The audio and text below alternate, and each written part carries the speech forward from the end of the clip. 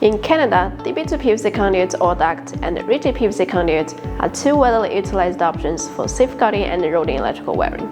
Then what are the differences and which one to choose?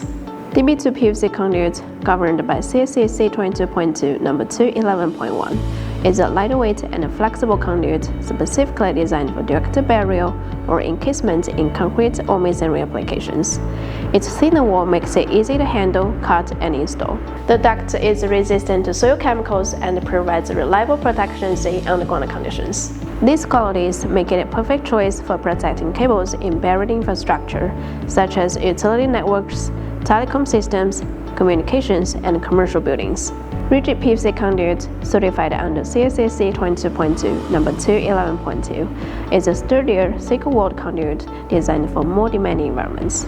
Its robust construction provides excellent mechanical strength and impact resistance, making it suitable for above-ground, concealed, and underground installations. It is also non-corrosive, flame retardant, and highly resistant to UV exposure, making it ideal for outdoor applications. Here are some key comparisons between them. Choosing between DB2 and Rigid PVC Conduit depends on the project's specific needs.